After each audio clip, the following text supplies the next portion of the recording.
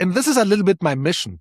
The point is, I believe as a species and all the challenges that we are looking in for, that we have to overcome in the future, with everything on a very high epic level, like overpopulation, whatever, and also on a micro level, like my neighborhood.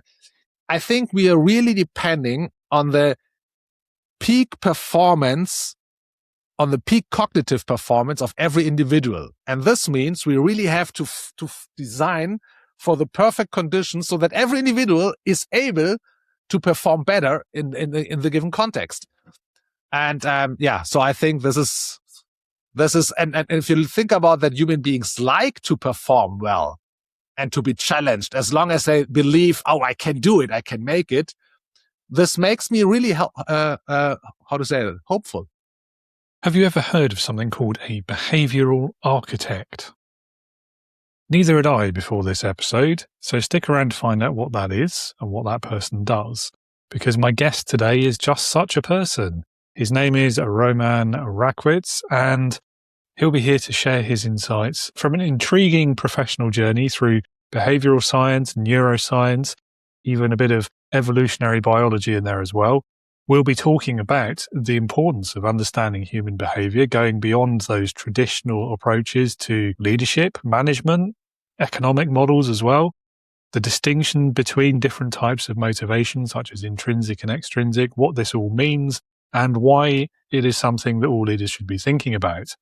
And we do this through the lens of Roman's work, including in gamification, the evolution of that process, and what it looks like for modern workplace engagement. And hopefully that starts to answer the question about why should I, a leader or manager, care about this subject. Do listen to the end or check those show notes anytime to get links to Roman's website as well as my own. You can go and learn more about leading with integrity and the work that I do above and beyond this podcast. So that's quite enough ado because this episode is longer than the average, so I don't want to take up too much time in the intro. So therefore, without any further of it, ado that is, here's Roman. Let's welcome him to the show.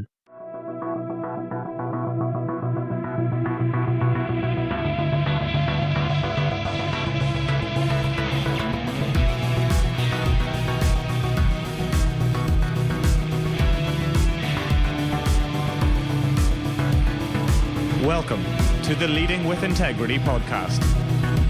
Leadership talk for the modern manager. With your host, David Hatch. Roman, welcome to Leading with Integrity. It's lovely to have you on the show today. Hey, yeah, thanks for having me. Yeah, well, thanks for being with us. And I'm going to push you in at the deep end, I'm afraid. Tell us a bit about your career so far, what you do today, why you do it. Sure, lovely. Yeah, my name is Roman Rackwitz. So for almost 2 decades now, I think you would call it some kind of behavioral architect. So it started everything with going deep into the rabbit hole of behavioral science, neuroscience, and evolutionary biology. And I have these 3 sciences that they are merged. I studied economics. Classic economics in the beginning. And I was very disappointed with what I learned there because, when you study economics, macro and microeconomics, everyone is talking about this homo economicus, right? This rational human being. And but at the same time, all your profs are telling you this kind of person doesn't exist. It's just a framework. But still, all the models, everything you learn, almost everything, in sales, in marketing, in product development, in whatever, is based on this homo economicus. And this is why I really got interested in, okay, I have to learn more about the real human being. So this is when I started to go into behavioral psychology. And then it just happened by chance, to be honest, that I was so passionate about this stuff that I started to write on company blogs. I answered, because back then it was 2006, around that, so I didn't have my own website or anything else. But companies blogged or wrote about, for example, customer retention or employee lifetime value and retention and performance improvements and whatever. And so I always, and then sometimes when I read something interesting, I started to to answer from a psychological behavior point of view. And I thought it was pretty obvious, most of the stuff, especially when I talked about intrinsic motivation. So what people really like to do, especially when we think about playing games, doing sports, performing hobbies, whatever, and how these kind of activities are being designed. And then suddenly I got a call from a company who said, hey, you answered some crazy fancy stuff on our blog, and we have some kind of innovation days here. Do you want to talk about that stuff? And I've said, yeah, sure, but I'm a student. I can't afford just to travel to you. And then no, we are going to pay you. And so, oh yeah, perfect. And this is how everything got started. And then a year later, after I finished my studies, it just happened that, I started my company, I founded the company. And since then, I don't know exactly how, but I could make a living out of that. And so this is what I'm doing now. Wow. Yeah. I mean, that's like the dream scenario in a lot of ways, isn't it? I mean, well done. It is. But only in hindsight, right? So if you're looking back, then you realize, oh, actually, that was amazing. Yeah. The journey itself is often a little bit more challenging. That is fair. That is fair. I very much sympathise with your experience in economics as well. I too began my first attempt at a bachelor's degree. I did a year of economics. I did not get on with it for much the same reasons, I think, like this assumption of this non-existent rational actor, and just built the entire framework of economics seemed to be rested on this one tiny little assumption. And it's just mad to me. It's crazy. Organizations are still designed this way. And although we know it better already by science, I mean, it's crazy how much we progressed in science when it comes to human behavior in the last 2 decades. Organizations are still ignoring that kind of stuff because, of course, ignoring it makes everything easier. Yeah, there is that, and it's simpler as well. You don't have to think too hard about it, do you? And and then from there, I mean, all those different specialisms that you've picked up along the years as well. I mean, some of those are quite different. Was that driven like by your interest and what you just wanted to learn about, or was there more of a intentional plan? Of course, I didn't start with all 3 of them. No, of course, time, no. Right? So it started with behavioral psychology, but then over time, when you read a lot of the research, and of course you get experience a little bit by doing some work and whatever, you realize that, we are individuals, but on the other side, we are all the same species. So there are some kind of least common denominators that we all share. And it doesn't matter if you are man or woman, if from what kind of culture, if you're younger or older, it really doesn't matter. And this fascinated me because it on one side, it also shows us that human behavior doesn't really change. I mean, the world is changing a lot and very fast, but there are some kind of, let's say, evolutionary traits inside of our species that you can really rely on. Probably they will be there for the next 10,000 years. And so this is what I really loved. And this is when I started to go deeper into neuroscience, for example, or let's say chemistry. Because when you realize that everything that we are doing, all the emotions, all the behavior is being based on how the chemistry is working inside your brain, then suddenly you realize, okay, psychology and chemistry, or neuroscience in this particular case, are working together. And psychology can only work within the boundaries of what chemistry allows it. Of course, you have some kind of, how do you say that, emergence. So when psychology is becoming more complex, but it's still based on, as you can say, there's even some kind of order in it. So you have psychology on top, if you want to say it this way. But the way how psychology works is based on biology, how organisms survive. How biology works is based on chemistry that allows biology what's possible. And chemistry is based on physics. And so that's amazing because suddenly you have some kind of interconnected dependencies of these different sciences. And as far you go back to physics, it becomes less complex and it becomes more long-term stability. So psychology is changing very fast, but chemistry is not, as an example. And so this is how and then you can learn a lot from evolutionary biology. Okay, what are the bigger cycles? So, and this is how everything interconnected. And then I have to admit that by learning much more about chemistry and biological organisms, I became much better at understanding psychology. Oh, that's interesting. Yeah, and that's quite a cool way of thinking about it as well, because that whole sort of crossover connections between like the mental and the physical as well, and then the chemical now as well. Yeah, really interesting. I find that fascinating. Don't really understand it as well as I should, but it's interesting.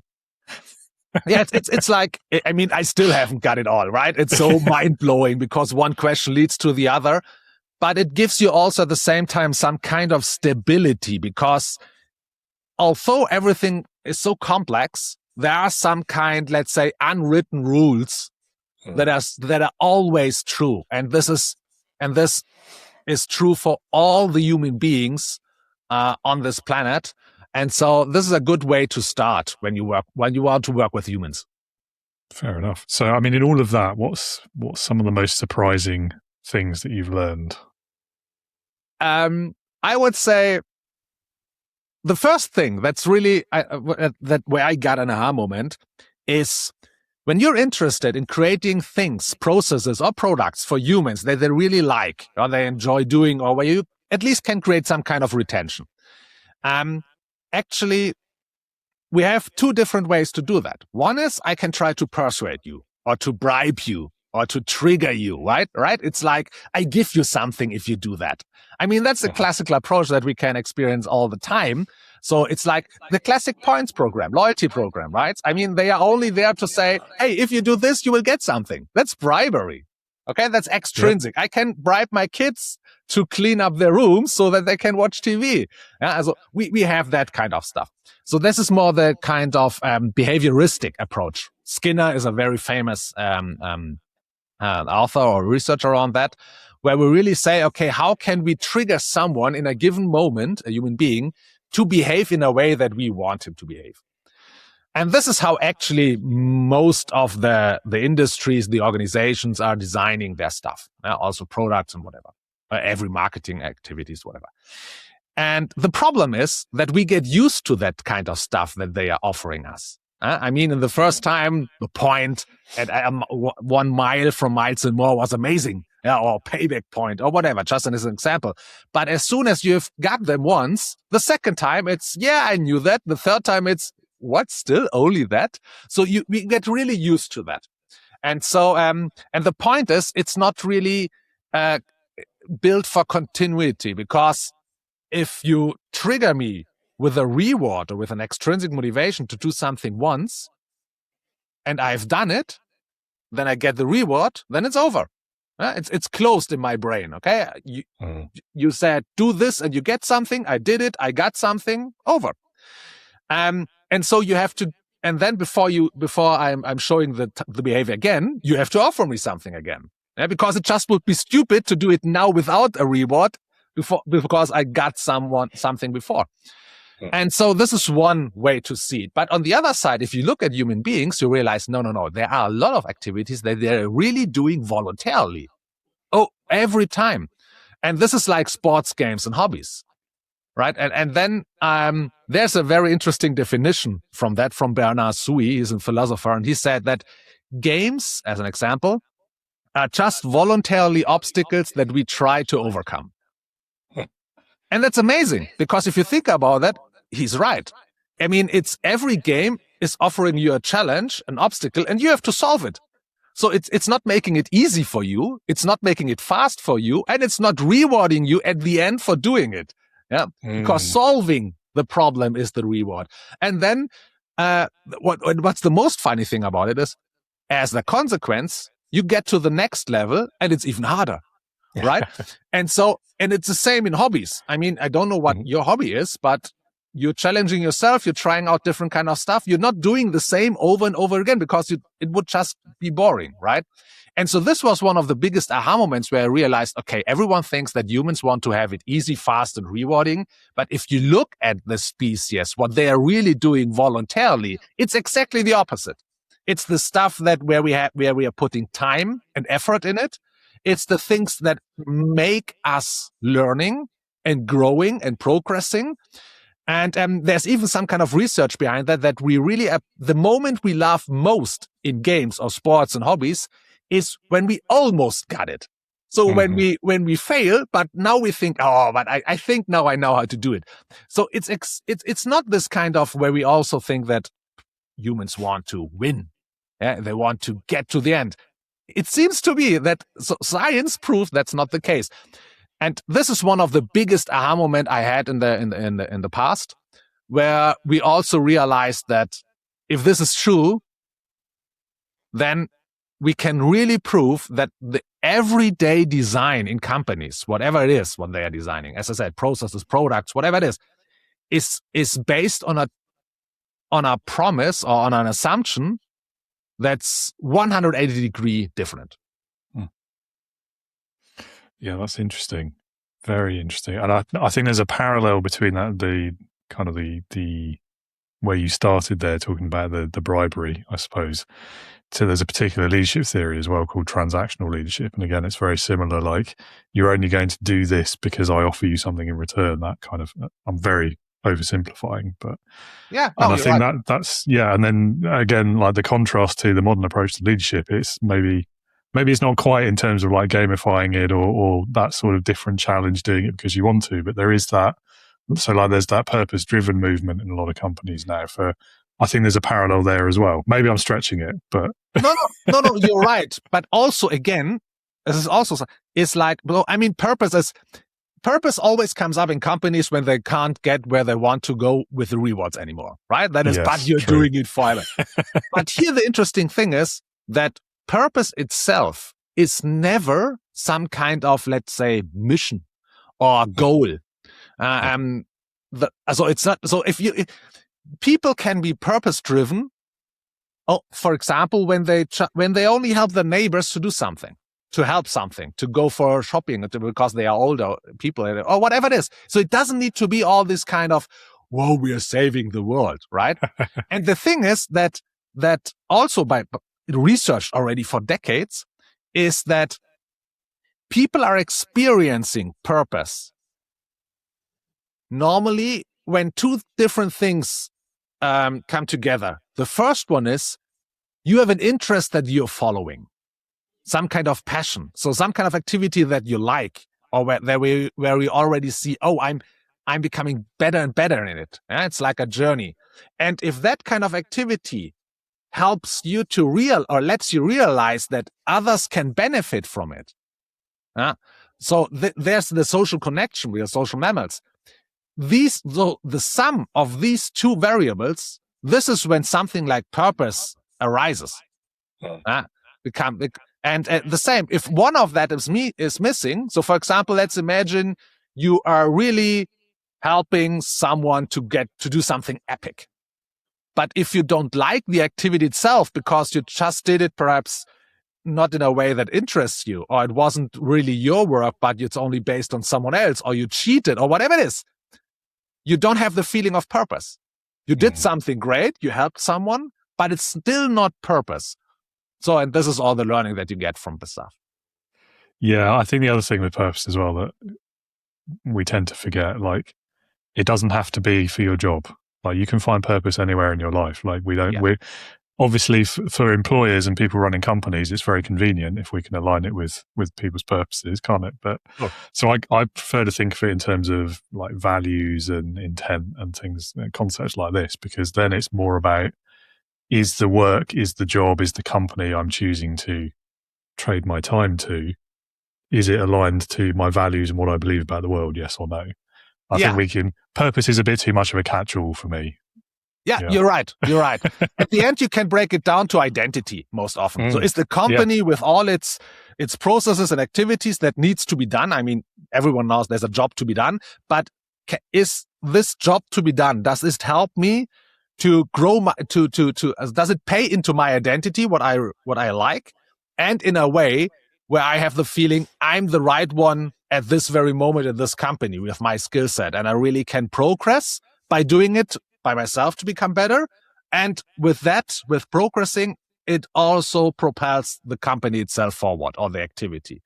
So I think, and so it's at the end, everything from my point of view, at least, is, and it also matches with evolutionary biology, is identity based. Does it make me better?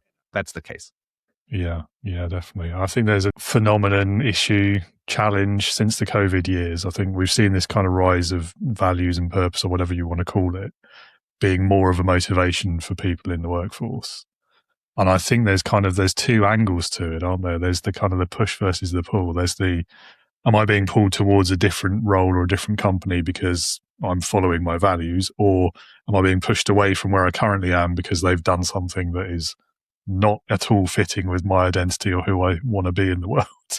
Yeah, that's interesting. That's an interesting observation with COVID, that something's changed since then. And I mean, I don't have an answer for that, why that's the case. So perhaps sometimes it's a threat. Suddenly we had a threat all together facing something that we didn't know that could be possible before.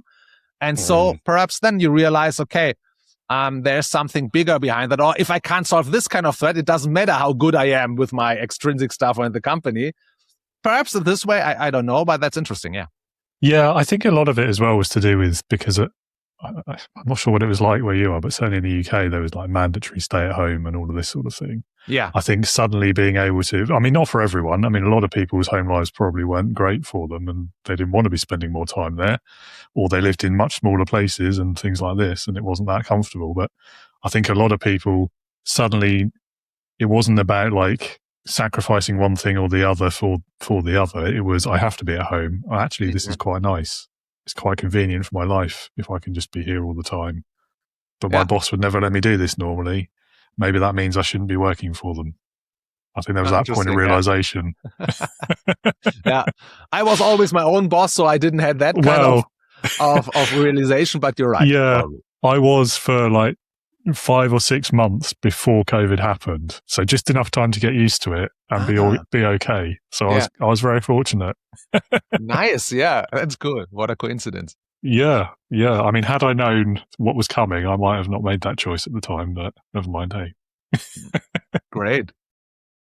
So we're kind of talking around two sort of issues, really, aren't we, in the workplace? So it's motivation and it's performance. I think there's two sides to that coin. So what is it that you think leaders misunderstand about these ideas? That when it comes to motivation, so the point is when it comes to performance, at the end, it's about how much are you putting into it, right? And in what kind of quality. And motivation is not the same as motivation.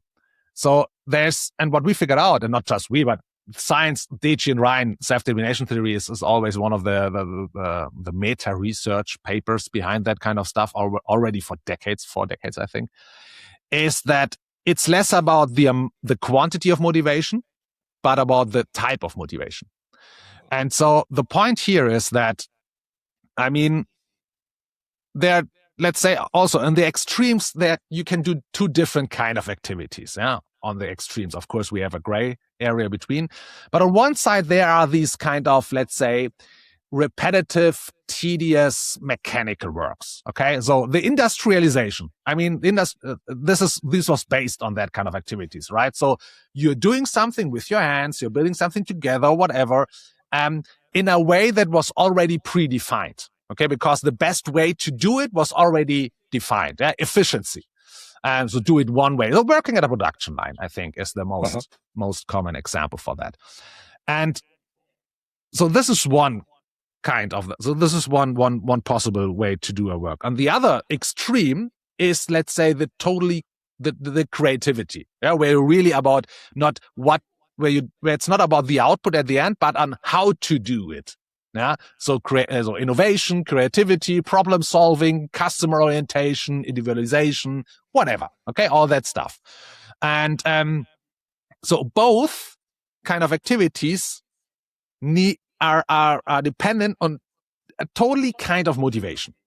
Okay. So, and it's, and this is proven by science, and it's proven every year again and tested, is that if you're working on a production line, extrinsic reward systems are the best or the most effective ones you can use. So really there to say, hey, if you get 2 more or 10 more per hour or whatever it is, I don't know, you will get a bigger reward. And and every time the group with the highest reward will perform the best in over 90% of probability. But the interesting thing is, as soon as the slightest cognitive performance is needed within the activity, the group with the highest reward, announced, is often performing the worst. Why? Because if you are doing something and the task, you need to be motivated because you don't like the task or whatever it is.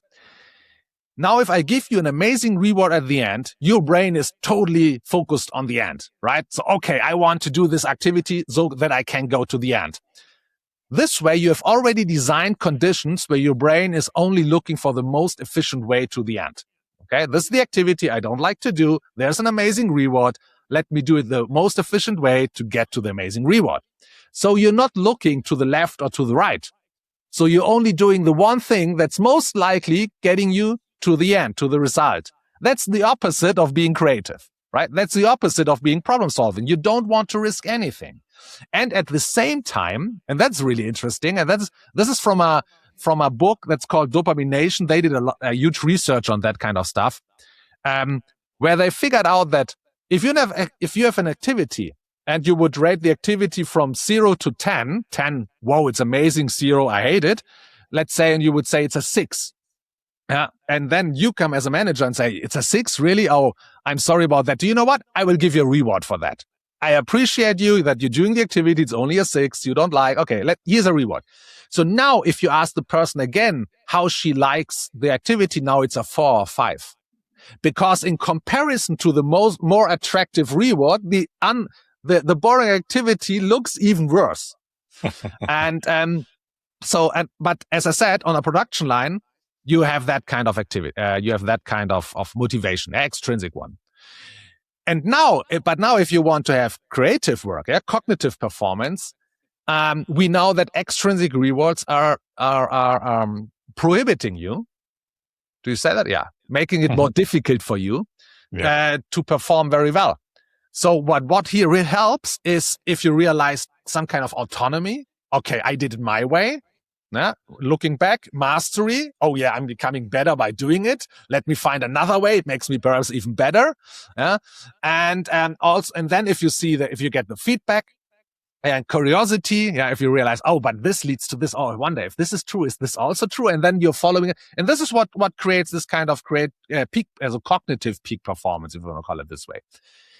And of course, you can imagine that over time, also Germany, but UK the same, we are moving from an industrial nation to a service-based, innovative nation. So we are moving from a behavior that we needed where humans were only working a production line to now you need to solve problems.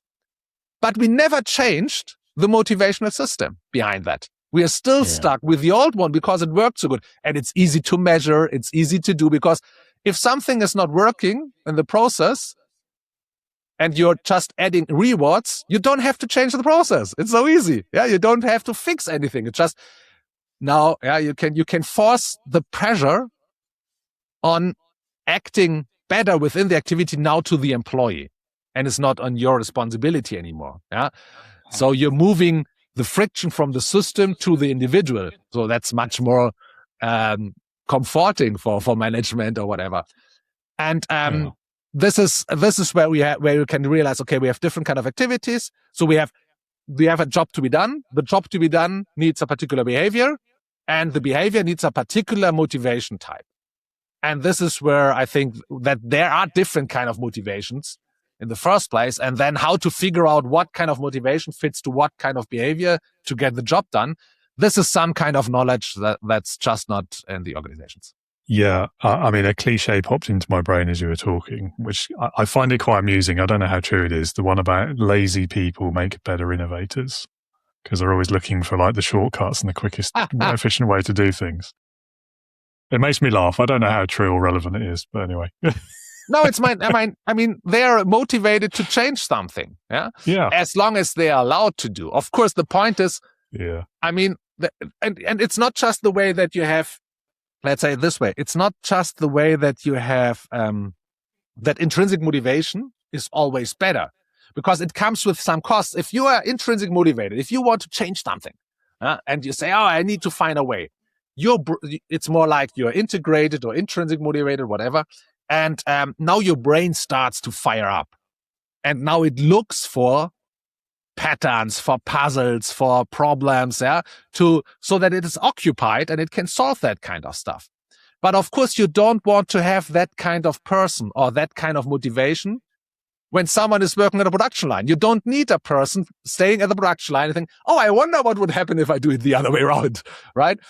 And so to match that, this is really I think this is one of the biggest productivity driver also. Yeah, I mean, that's interesting though, because socially, like people who do kind of break that mold, even on a production line, who find a more efficient way of working it or a different way of assembling the thing or a different order of doing the process, are usually celebrated. And yet when they're actually on the factory floor, those behaviors are discouraged. And I do find that kind of contrast really intriguing. I love that. I mean, you're totally right. Yeah, the way how you're designing the work, and I mean, it makes sense to design the work because you want to be efficient and you don't want to waste resources. So, from an economical point of view, it makes sense. Yeah, that you design things this way. But as you're totally correct.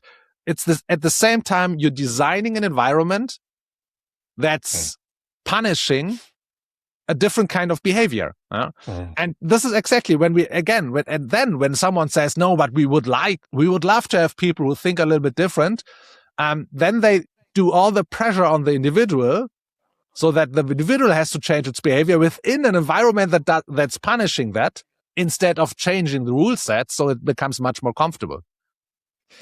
Yeah. And then the point about the kind of the shift, particularly in like our part of the world, from industrial culture to service culture, I wonder if maybe we're at like an interesting inflection point in history right now.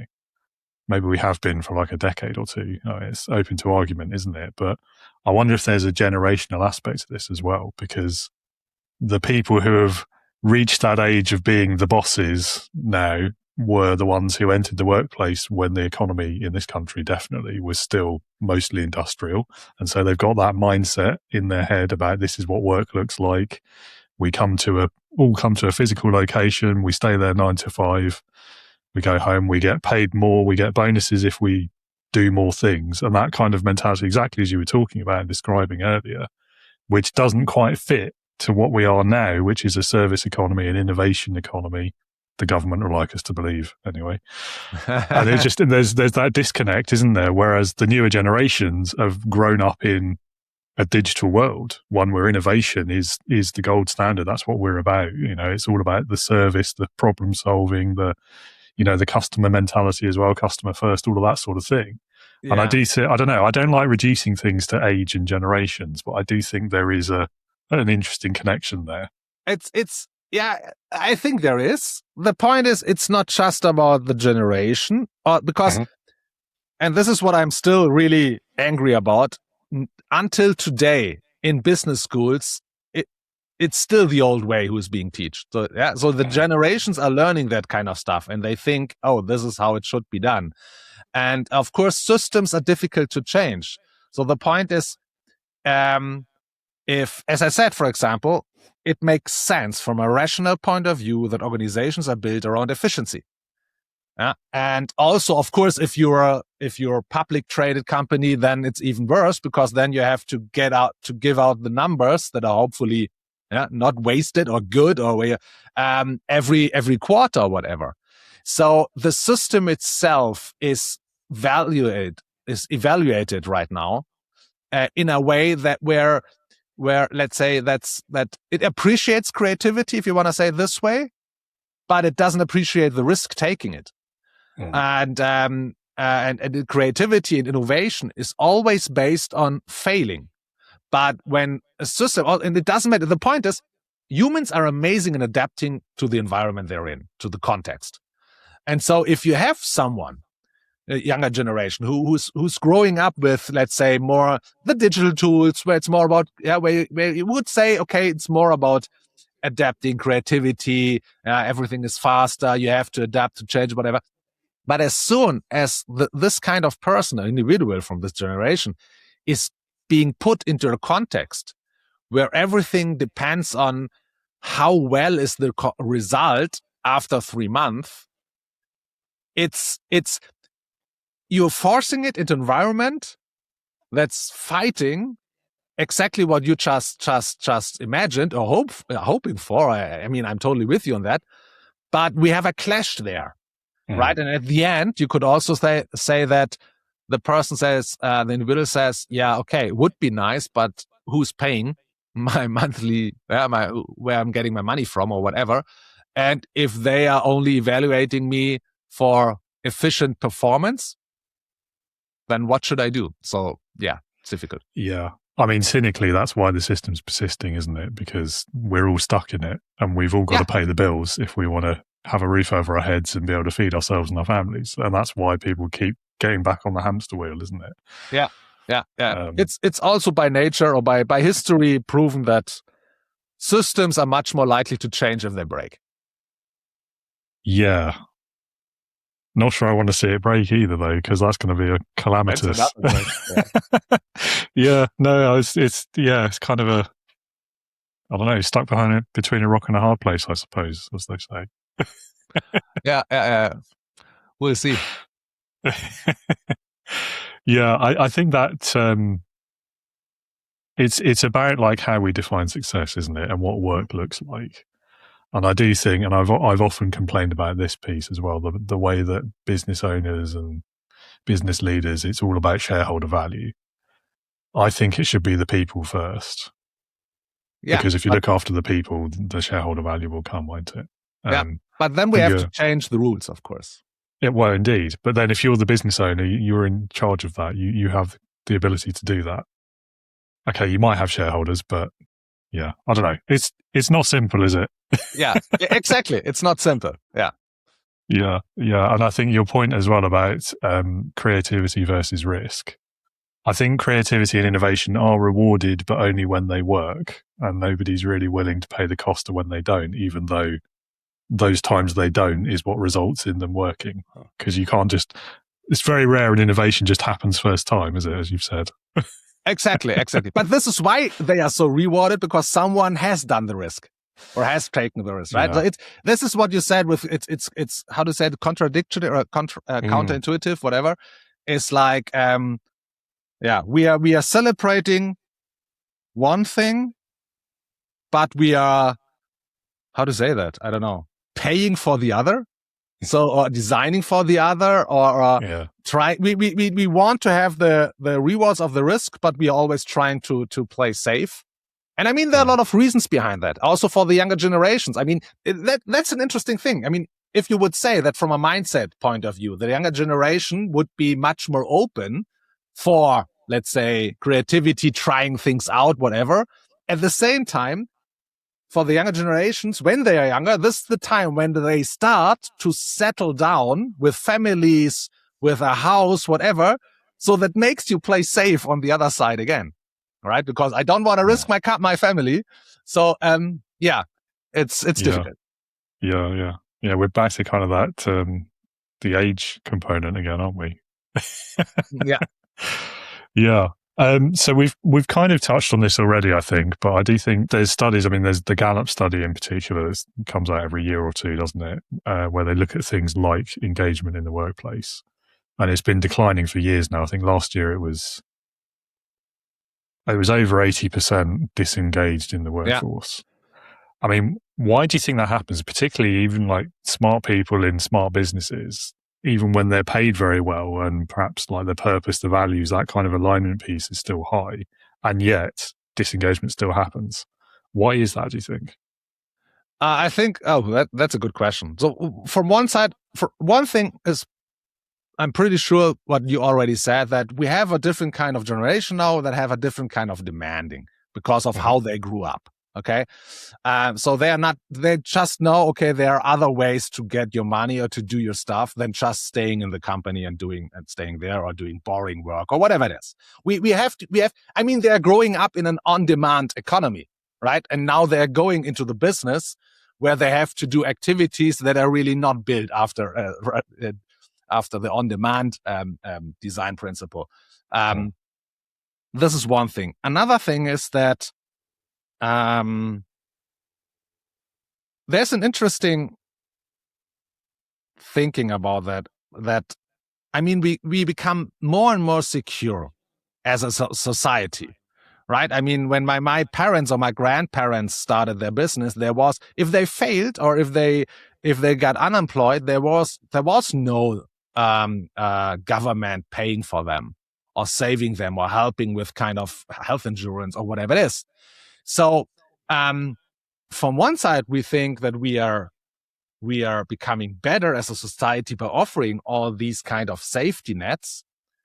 But on the other side, and this is where biology comes in, our species, for the last 200, 300,000 years, we grew up or we survived in a world where we had to overcome daily problems.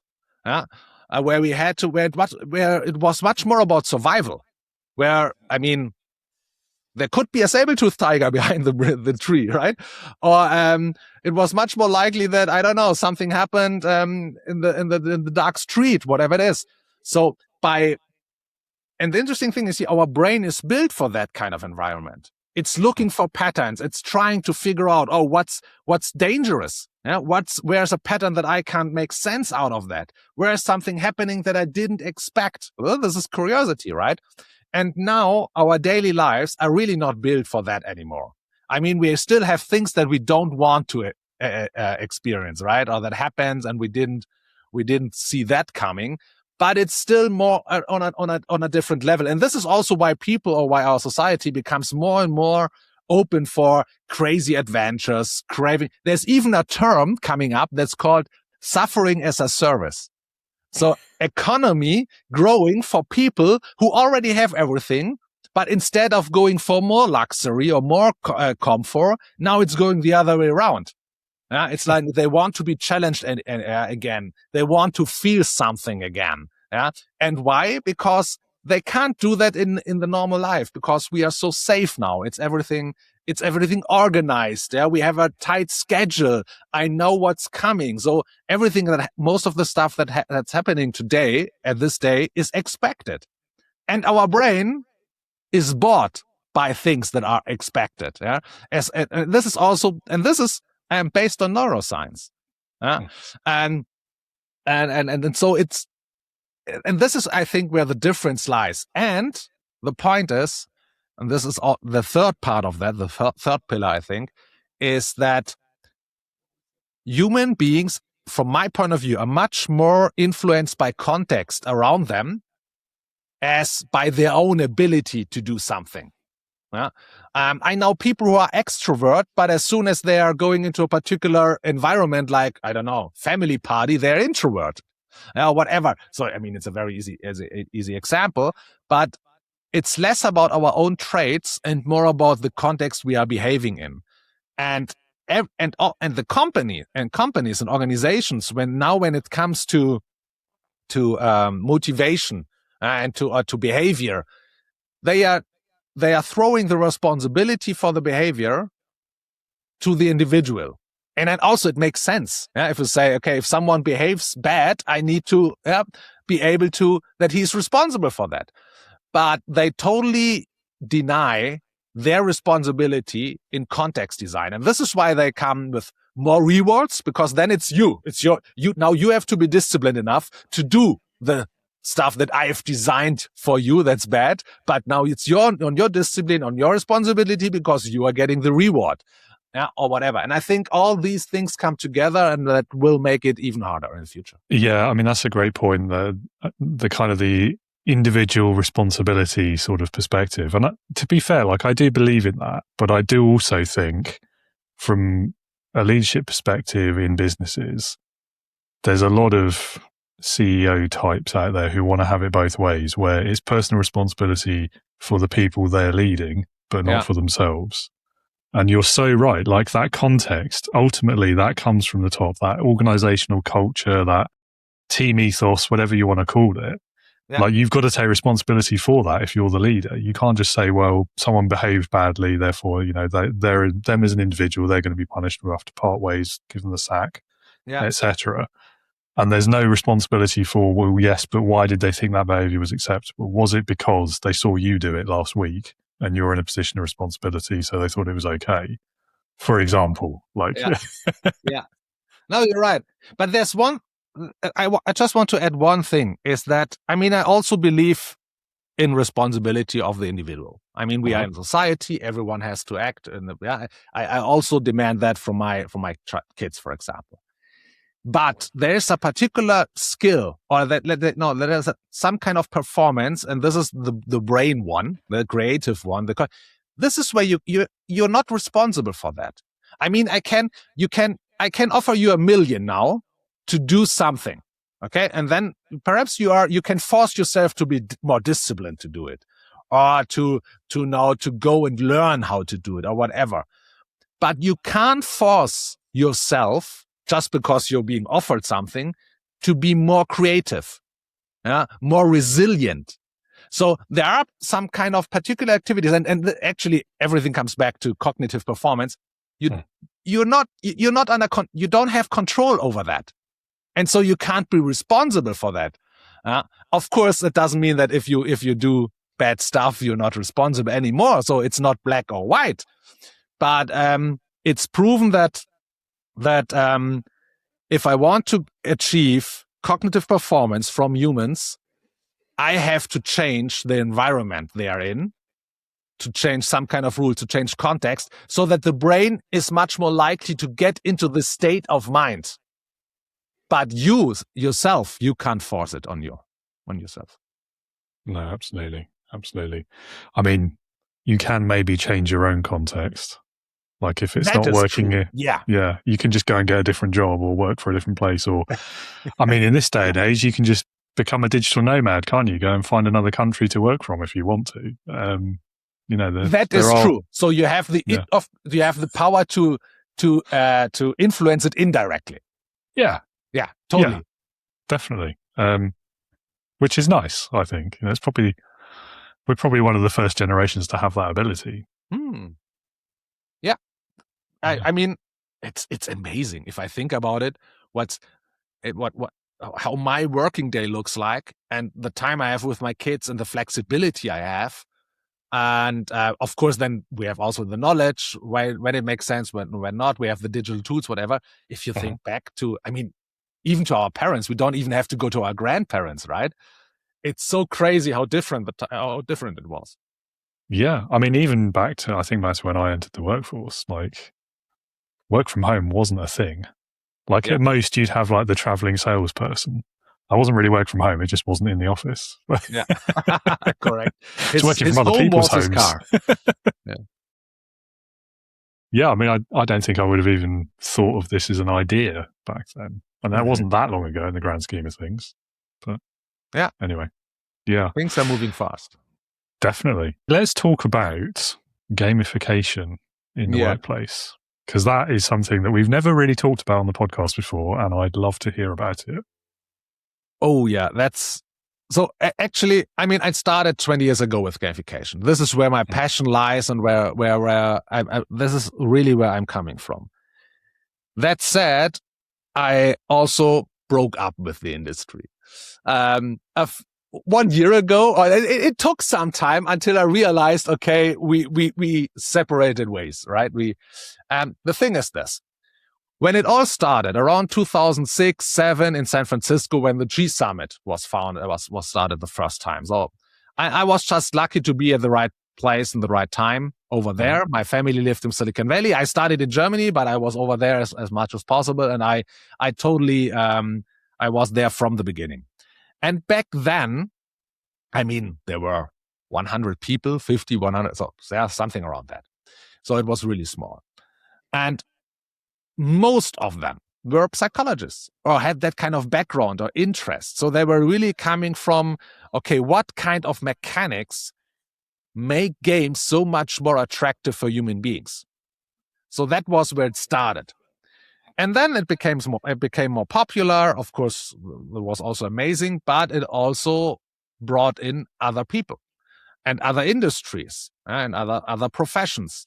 And one of the first profession who showed interest in that and really captured it was the marketing industry. Loyalty programs, for example. Also a little bit HR. So in German-speaking countries, it was much more about HR, but I think everywhere else, it was much more about customer retention, onboarding, and so on. And what they did is, or what happened there, and this is my very personal observation, is that now you have a lot of people who had no background in behavior psychology, game design, whatever, and they thought, okay, I'm responsible for behavior, like customer behavior. I want to bring them back. Oh, players are coming back a lot, playing their games. So there has to be something. Okay, let's watch my son playing a game. Oh, there are points and badges. Oh, that's amazing because we already have points and badges.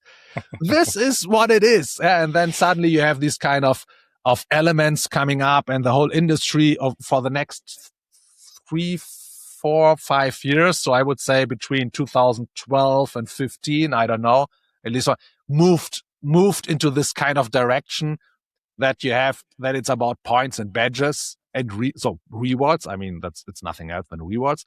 Why games are successful.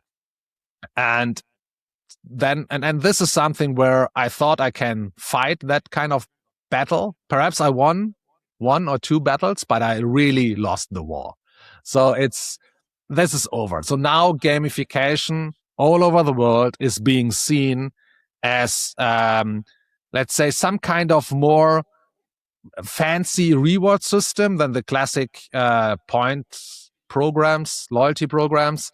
It's more like it's also framed as a digital only approach. So like, you have an avatar, and so it's about the pixels on the screen. So this is what they think. It has to look fun, fancy. There needs to be a story behind that. We need competition. I mean, we are playing since the beginning of humankind. We didn't have screens. There weren't any kind of competitions, leaderboards in that, whatever. It was only playing, like doing your hobby is only a safe environment where you can try to do things that you couldn't do in reality because it's dangerous. I mean, fighting an enemy, I should exercise for before, train it, right? And so on. And so, and also in game psychology, the same. It's about the progress. It's not the reward itself, but it's about the hunt for the reward that makes it so successful. And the reward is not a reward for doing something that you didn't like. The reward is like not giving you the feedback that it was worth putting in the time because you became better. And now you are prepared for an even harder challenge, right? But the gamification industry totally moved to, we make it easier and faster for you to get the reward. And it just looks like. So this is what the gamification industry officially looks like. Yeah. Interesting. And there's a parallel there, I think, to video games. So one of my hobbies, you mentioned, you asked earlier and didn't answer, but one of them is video games. It always has been. And I was watching a video about this recently, the evolution of the video game over time. And it was comparing like the first generation games, sort of, the late 90s, that sort of era, where games back then, okay, the graphics were terrible, but they were great fun. There's some of them I still play today, like I still go back to them. They didn't have a tutorial. They didn't explain how to do things. They gave you the basic controls and just left you to figure it out. And that was the fun of it. Yeah. That's why you were doing it. Yeah. You play a modern game. First of all, they are ridiculously short now, which I find quite irritating because they're like 10 times the price they were. Secondly, there's a lot of hand-holding. There is like repetitive tutorials. There's explanations as you go. There's videos on YouTube showing you how to play it. You can just follow along. Yeah. And they're a lot easier than they used to be as well. And I think that takes a lot of the fun out of it. So now, like a modern game, it's quite rare that I'll play it more than once. Yeah. Whereas there's still ones from the late 90s that I go back to, like I was playing one of them yesterday. I don't know. I mean, I think there's a parallel there as well. And about Totally. And I mean, it's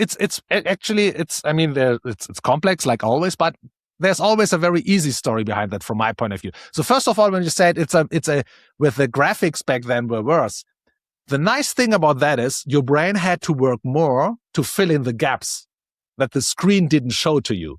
I mean, if you look back to Aliens Invader, for example, I mean, there were only points, squares on the screen, and everyone looked at the game in a different way. Yeah, the spaceship looked different, whatever. Because why? Because we still had this gap in between. Our brain filled it, and so it already created some kind of emotional connection to it. Yeah, because you became some kind of co-creator because of the bad visuals. And I mean, and this is also interesting. Everyone thinks, and now it has to be better and better and better, and no one thinks about, okay, but what are we losing at the same time? Yeah, and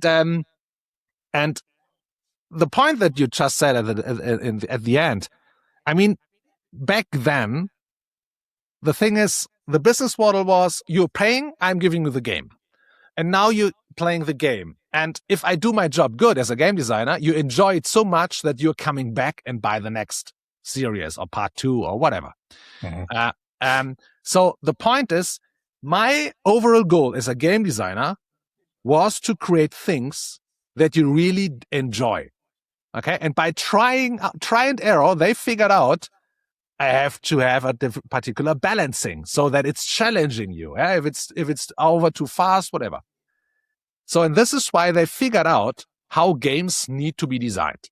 There's an amazing book called A Theory of Fun from Ralph Koster, who's amazingly analyzing that kind of stuff. What's happened in the brain while you're playing a game and so on. So, but now the business model changed. Now the point is, you're getting the game for free, or most of the stuff, and perhaps I have time in between so that you're paying for something, upgrades or whatever it is. Now the interesting thing is this.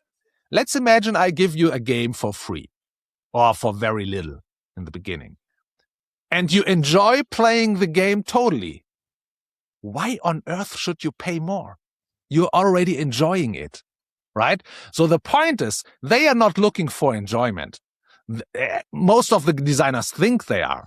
But what they are actually designing is they want to get you as fast as possible, as deep as possible into the game, though that you have this kind of feeling of individual investment. Oh, I already put so much time in it. I'm already on level 32 instead of level 32, perhaps what would be the appreciated one from a difficulty point of view. But this kind of thinking helps the designer. If something becomes annoying, then you are open to pay for it, to make the shortcut. But the point is, you're only prepared to pay for a less annoying activity if it's worth it, and it's only worth it if you have already put too much time into it. That's the sunk cost prison dilemma, right? Yeah. So, and this is why they try to create games that lure you in very fast, very deep, and then then become annoying enough so that you're paying more money. I know that's pretty harsh. It's not only the case, but it's a little bit of evolution. Yeah, I mean, there's that whole subculture around gaming as well, and like winning becomes the most important thing, and then suddenly you've got to pay to win. I mean, there's paid games where over time they reduce the ability of what you get with that first purchase, and so you then have to buy the downloadable content, the add-on, so that you can still compete, because otherwise, you don't have a chance. And if you want to win, you've got to do it. And I think it takes the fun out of it. I think it spoils something, but I understand why. I mean, it's big business now, isn't it? It's bordering on Hollywood money. I mean, we still have the AAA design game. Yeah, I mean, as an industry as a whole, I think it's overtaken like movies and TV, hasn't it? And the problem is also some kind of self-fulfilling prophecy, because now I'm weekly talking to people who are designing games and asking for help or whatever, and now they grew up with these kind of casual games. So they think that the joy in games is to win easy and to move forward very fast. Yeah. Why? Because they are exploring how people are interacting with the casual games. And so now it becomes a self-fulfilling prophecy, because we totally we're totally forgetting where we are coming from. So that's a difference between, let's say, a behavioristic approach of game design and an evolutionary approach of game design. Yeah, definitely. I mean, we've gone off topic there, haven't we? But it is interesting. So bringing it back to gamification in the workplace, I mean, what's the right way to do it in your opinion? How do you do it, I guess, as well? Yeah. So over time, the point is this. Over time, when you look at games, you realize, okay, people are, we see gamification as, we see intrinsic motivated activities. And I think that's the purpose of gamification. That's the only reason why it's there. Yeah? We already have points and reward programs. We don't need gamification for that. So I think the purpose is really to figure out why games are so successful in getting people to come back, to be resilient, not have problems with failing, becoming creative, and so on. And if you look at these kind of activities, you see that every game, and it's, as I said, the same is true for your hobby. It's not just about games. It's exactly the same thing. So first of all, games, sports, and hobbies, there we are trying to voluntarily overcome unnecessary obstacles. Okay, so this is the definition from Bernard-Sui. We see it also as a journey that unfolds in front of you over time, depending on your decisions. So and if you see this way, you realize pretty fast how activities, workplace processes, or products are being built in another way. Yeah, it's like here you already have everything, so it's not unfolding. Yeah, and it's always the same, no matter how you are deciding.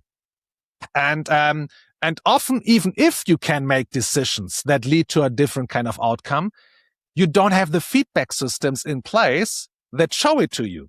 Yeah, where you can realize, oh no, because I did this, now I can decide between these three things. And so now I have autonomy. I have the, let's say, the subjectively perceived feeling of autonomy because I can decide between three things. And if you're obvious about that kind of possibility, you feel much more autonomous than if you can decide between 200 different things, but it's not so obvious. And so I give you an example. For example, employees working in the bank, for example, are being responsible for particular customer data and how to analyze it to, how can I say it without saying too much, to confirm how customers can use different kind of services of the bank. And so they have this kind of the software. It's looking pretty boring, but that's not actually the real issue. But there they have, let's say, they have all these masks with all the features on it. They get all the data in, and then they are doing the process. They have figured out that's the best. So, and people are quitting, and the point is most of the stuff is so repeatable. AI can do that. So now the bank really needs to rely on the people who have the knowledge to do the extra difficult stuff. That's not possible to be done by AI now. So, but for the people themselves, it's just a boring activity, a tedious one. They come into the company and doing the same every time again. So what we changed, for example, is we took the software for the new people who started to use the software to also onboard the new hires. And instead of giving them everything like they had it before, with the software, with all the features, they started with only the 20, 25, whatever it is. It depends a little bit on the core activity that they have to execute, only these features. And then by using the data they have only for these features, they were able to unlock different kind of features in the software. And this, I mean, the point is this. Before that, they all had these features already there. Yeah. But by realizing, oh, because I did this and this and this, now I have access to that kind of feature, they realize progress. The feature is evolving in front of them. Yeah. It's something new. Now they're using that. Now they realize, oh, because of that, I can use also that. But I don't want to. Okay. Oh, I can use also that. And this is how they conquer, let's say this way, the software, while they are progressing in their skill set of doing the job. And this kind of conquering makes them realizing they did it their way. Autonomy, right? And then over time, of course, you have some kind of mastery in it because you can look back and you see how your software evolved because of how you used it. And now the software became a tool of your skill set and not just something that you have to do as a to-do list, whatever, right? And you can do all that kind of stuff without any kind of change of pixel, of UI, whatever. Yeah? Of course, you can always add some of that later on, but the underlying mechanics, they have to fit in it. Mm-hmm. And now the interesting thing is you can mix it. You can, for example, say, okay, so before that, the employees had their time for the learning and development programs, for example. Yeah. And then everyone knew, oh, I have to do that. I have to, it's like a to-do list, I have to check it, or get a certificate or whatever. So now we connected all the different topics from the learning stuff with the different features of the software. And when the features popped up and they had to learn it, now it was relevant for them to learn particular knowledge behind it. And not just how to use the feature, but also what is the data about that the customer is giving me that I need for the feature? What are the laws accompanying them? And so you can interconnect everything. And so now suddenly also the learning and development programs became some kind of resource for them in order to realize progress in doing their job and by using the software.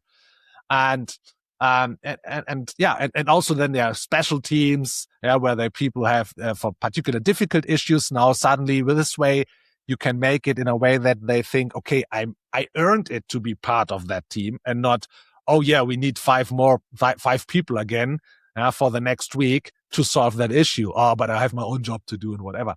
So this is how I see it in the first place. So the mechanics and triggering the correct psychological desires like curiosity, autonomy, mastery, impact, and you have to design the work processes this way, and then also offer the tools this way. And if this is happening, then you can really think about, okay, does it now really make sense perhaps to add something like the elements we know from the gaming screens, like a progress bar, like badges, like points, like where you see, okay, some things clashed and it doesn't work anymore, or my skill tree or my resource tree. But now they are not the end. How do you say that in English? Now these elements are not the reason why you are doing something, or these are the reason. They are how I want to trigger you to do something. Now they're just becoming the right feedback to communicate even better what the mechanics that we have designed are trying to achieve. Right. Yeah. So kind of like the ends versus the means sort of thing. Yeah. And we have tried the same approach even for wine retail customer loyalty programs. It really works. It's crazy. And now you don't even have to give discounts anymore. Nice. I mean, I'm all for any kind of game that involves me drinking wine. So, Everyone says that. It's amazing. Oh, no, I was predictable. Oh. Okay. Hearing the way you talk about it, I mean, you're clearly passionate about it as well. And I think one of the things, or one of the misconceptions, I guess, around gamification is that people tend not to take it seriously. They see it as like a gimmick or something. But actually, I think the way you just talked through it makes more sense. And it actually is way beyond that. It's actually a better way of doing things, because it's merging that kind of the process with the psychology and leaning it towards being part of your business instead of something you've done just to try and cheer people up if they're having a bad week or whatever. Yeah. I can really see the value in that. Nice. So my next question then is, for the leader or the manager in a business, if they want to start implementing some of these things, I mean, what is your advice for the best first steps they can take? What should they do first? So the first thing I ever recommend, and we have created a method around that, a framework also, is let's call it an audit. So we call it the behavioral solution matrix. There you are looking at the job to be done that you want to improve, because you always have something in mind. Is it using a software? Is it performing on a particular process? Is it the customer using your product or your service? Whatever it is. Then, by looking at the job to be done, you can think about the behavior you need. Is it a behavior that's more following compliance? Is it a behavior that's more following figuring out issues, figuring out how to solve it, working together with others? Whatever it is, it's huge and complex. And now by analyzing the kind of behavior you need for the particular job to be done, now, and this is when you use our stuff, now you can figure out what is the correct behavior economics approach for that kind of behavior. Yeah. So is it an extrinsic one? Is it an intrinsic one? Is it an integrated one? So, I mean, that's the academic stuff, whatever it is. So there are 6 different categories, actually. So main categories, you can even break it further down. And then for every of these motivational type that you need for the particular behavior to get the job done, there are particular solutions. Yeah? Like, for example, nudging or reward systems or framing or gamification or serious games, yeah? Or whatever it is. And so this way you can make an informed decision what kind of solution would be the right one for this particular job to be done. And only if you have done this, then you can think about, okay, now as we know what kind of solution we need, now how do we execute that in the best way? And then you go to the next steps. But what we realized too often over the last 2 decades is that often with the best thinking behind it, they said, oh no, of course we want our people to have more fun. Yeah, there is something like gamification or game-based learning or simulation or serious game or whatever it is, what they heard. We should do that. And sometimes they even executed great on that. The problem is it triggered the wrong motivational type for the job to be done, right? And of course, also the other way around. I mean, this way it's really easy for you to figure out that, yeah, actually we need that kind of more problem-solving activity, yeah, and adapting to changes very fast or whatever. But all we did is we created a reward system with great rewards and presents and whatever. And this is much more likely to create a behavior following compliances. So it's exactly the opposite. You design for the wrong environment, context.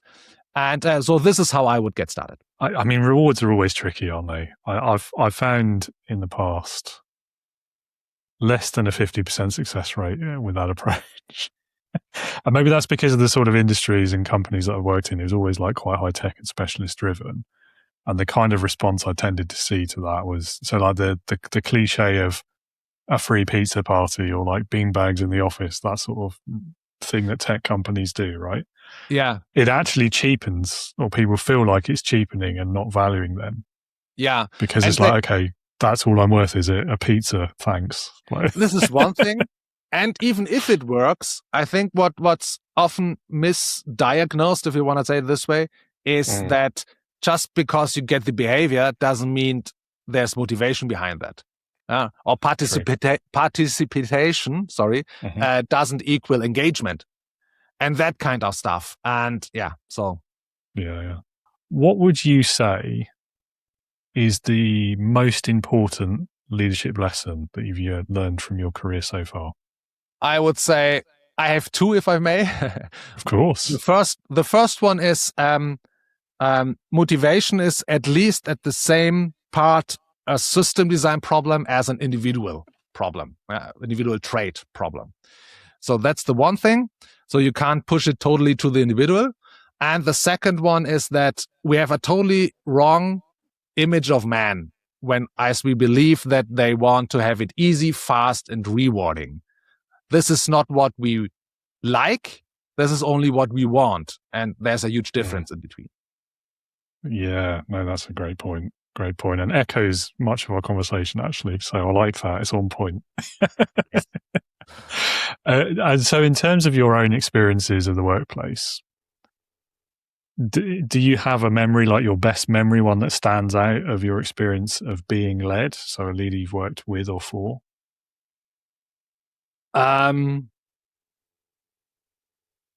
Actually, one of the most, it's funny, I don't know, it could be also a little bit sad, but once we had a program, a project with a huge public company here in Germany.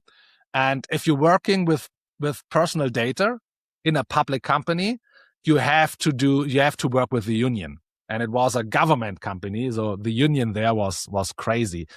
And at the end of the first week, we had this kind of onboarding where we had talked to the people responsible for the whole project so that we are on the same page, depending on science and the knowledge and the stuff that we are, that building up our the pillars of our work. So after the first week, and when we did this onboarding and told them how we are going forward, they came to me and were totally surprised what kind of positive image of man we had from human beings, from employees. Because when it comes to behavior, they always thought it's only about it's a fight between management and employees. And so only one can win. Either way, you work harder, or you're able to do it in a more lazy way. And so the management is losing, that kind of stuff. So that was really also eye-opening for me, how a lot of organizations or processes within organizations are being done, because they are already working on the base that it's employees against management. So this was one. But the point is, what we are learning a lot is that, for example, sometimes when we are doing a project within a company and we have the people responsible that are accompanying us, and we are helping them to realize how human being actually works, how behavioral design works, whatever. And then we have this kind of, let's say, solutions where we are trying to avoid the extrinsic stuff. Yeah, we had that, for example, with a huge restaurant chain here in Germany. And it worked pretty well. The point is, 6, 7, 8 months later, we got a call from one of the persons responsible, and I asked, hey, and how is it doing, whatever. And the person told me that, the issue now is that new management came in. They looked at the system. They said, oh, that's cool. Hey, do you know what? We can improve it. Let's use points and badges also for that. And so they destroyed the actual system by reintroducing the extrinsic stuff that we wanted to avoid. And so you see, it's most of the stuff is really about misconceptions of how human beings work. I mean, there's such a fundamental lesson there, particularly with that union experience and the way that too many people view management, that sort of adversarial thing. And I'm always reminded of that. I think it was John Lennon, the quote about an eye for an eye makes the whole world blind. And it's such a great, it's a bit out there, but in this context, it's such an important lesson, because if you're working against your people, none of you are going to succeed. That's true. And I mean, the point is, of course, if you believe that human beings don't want to show, performance, don't want to go deep into something to show effort, whatever. If you think human beings are by nature lazy or whatever, then of course, if you think about putting that kind of human being that wants to be lazy by nature into something where it has to show performance, then we have this kind of clash. But as I said, if you look at neuroscience, if you look at evolutionary biology, it's easy to realize that human beings want to show performance. They want to show effort. They want to know that, hey, I'm learning something, I'm progressing, I'm growing. The point is only, are you providing the right conditions for the person to do so? But that's a totally different kind of lens to look through. It is, but it's the leadership lens, in my view. Leaders who look at people and see like they're lazy, they're looking for an excuse not to work, and therefore it's my job to make sure they don't get away with that. To me, that's always been, there's a bit of projection in there, I think. I think you're telling us more about yourself than you are about the people you're leading when you say things like that. Good point. Yeah, good point. But also, what a miserable way to go through the world and to live. Like just assuming the worst of everyone. I don't want to live that way. It's you're so right. I think, what, and this is a little bit my mission. The point is, I believe as a species and all the challenges that we are looking in for, that we have to overcome in the future. With everything on a very high epic level, like overpopulation, whatever, and also on a micro level, like my neighborhood. I think we are really depending on the peak performance, on the peak cognitive performance of every individual. And this means we really have to design for the perfect conditions so that every individual is able to perform better in the given context. And so I think this is, and if you think about that, human beings like to perform well and to be challenged, as long as they believe, oh, I can do it, I can make it. This makes me really, hopeful. Yeah, I agree. And there's a lot of things in the world that are worrying right now, but I think there's also a lot of reason for optimism too. Realistic optimism, I like to say. But awesome. Well, I've really enjoyed this conversation. I've only got one question left for you, and Sure. I would skip it, but everyone has to answer it, I'm afraid. It's mandatory. So it's called Leadership Heroes. Leadership Heroes. So my question to you is, if you had to pick one person, but it could be anyone you could think of, so they could be alive or dead, past or present, real or fictitious, but someone who, in your opinion, would perfectly embody leadership, who would that be for you and why? Wow. I have a few. But I would say that looking into the future and what kind of person we need the most for that, I don't know how he is as a leader. I mean, that's a little bit difficult perhaps, but I think he would have the right approach to it, is Rory Sutherland. And okay. You know him? Yeah, I'm aware of him. Yeah. Yeah. Okay. So because a lot of people, unfortunately, they don't know him. But so I think the way how he looks at the world through his behavioral design lens, and also with all his experience that he already had about how to trigger behavior, how to keep the behavior, and especially with his way to, I think it's an amazing skill set. As soon as he comes up with a solution, he's already thinking about another solution for the same issue that's 180-degree different. Because he knows that in psychology, and this is what he says, his words, in psychology, the opposite of a good solution is probably also a good solution. And I think this fits totally the how human beings work, how we can adapt to things. And so I would name him. That's a cool choice. I don't think anyone's chosen him before. It has been suggested I should try and get him on the podcast. So maybe I will now try, now that he's appeared in this question. Amazing. Yeah. No, he's such an amazing guy. I love watching his stuff. Yeah, no, me too. He seems to just hit the nail on the head in like any topic you ask him about as well, doesn't he? He's just really, really good. I don't know if he's like a polymath or something, but it looks cool. A little bit like, you're right. It does, doesn't it? Yeah. Must be quite frustrating though, as soon as you get to a solution, then immediately thinking about another one for the same problem. I mean, that would bother me. Like, I'd never feel like anything was done. But the point is, let's imagine it this way. If this wouldn't be the case, then there could be only one right solution. True. And the issue of just because you found some doesn't mean that it is the one. So that would make it even harder for me. I would think this is because then I would say, oh, it's only one and I have to find it. And I don't know if I found one, if it's really the one. So this is how I would see it. Yeah, I don't know. I think I'd look at it more as, because it's like it's otherwise you're constantly chasing that inattainable perfection, aren't you? So I kind of see it more as no, there isn't only one solution. I just need to find one that's good enough for the purpose. Yeah, once I've done that. Yeah, but right. If you only need to find one that's good enough, that implies Depends that there on the are different ones, right? Yeah, of course. Yeah, so this is what he's saying. Yeah, okay, fair enough. I guess I'd be happy once I found one of them. I wouldn't need to go and find all the others as well, I guess is what I'm saying. That's actually a very famous bias of human beings. I found something, stop, there's not more to find out. Good. Well, I'm glad I've declared another bias. I'm all for that. Yeah.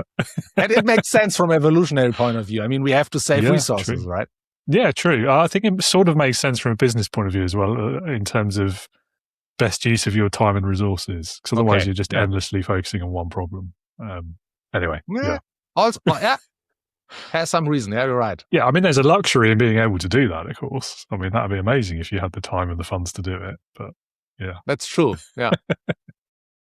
Awesome. Well, Roman, thank you so much for your time today. One final thing I'll ask you. If anyone in the audience would like to know more about you and the work that you do, where's the best place for them to do so? So actually, I would say LinkedIn and YouTube. So just Google my name and then they will find it. And I think, YouTube and LinkedIn. And from there on, you get all the other links. Perfect. All right. Well, I will put those links down in the show notes as well so people can find them easily. Thanks. And that's all we've got time for. Thank you again so much. It's been great talking to you today. Great meeting you, and have a great rest of your day. You too. And thank you so much for the invitation. Roman, thank you so much for that conversation. Some really cool topics there, and the passion and the science came through really well. So thank you again for spending that time with us, for sharing your knowledge, your expertise, your insights into leadership management and how all of it ties together with your own areas of expertise. So that was a very cool conversation. Listener, viewer, I'm sure you enjoyed it as well. And if you would like to learn more, don't forget, hit those show notes, get the link to Roman's website, go and learn more things. And if you would like to learn more about leading with integrity, perhaps come and join our Integrity Leaders community for new leaders, emerging leaders, first-time founders, people working in tech-driven specialist environments who are struggling with the people stuff. Do come along and learn more at leadingwithintegrity.co.uk. And helpfully for you, that link is on the screen and in the show notes. That's all I've got for you today. Thank you for being with us. Hope you enjoyed the conversation. And do join us again next week when I'll be talking with my next guest, Damien Connolly, about the misconceptions we have about CFOs, the biggest missteps that every business leader should know and avoid when it comes to their finances and beyond, and the leadership lessons he's gleaned from the various companies he's worked with during his career. I'll see you then, or hear you then. No, wait, you'll see me and hear me. And until then, as always, remember, be a leader, not a boss.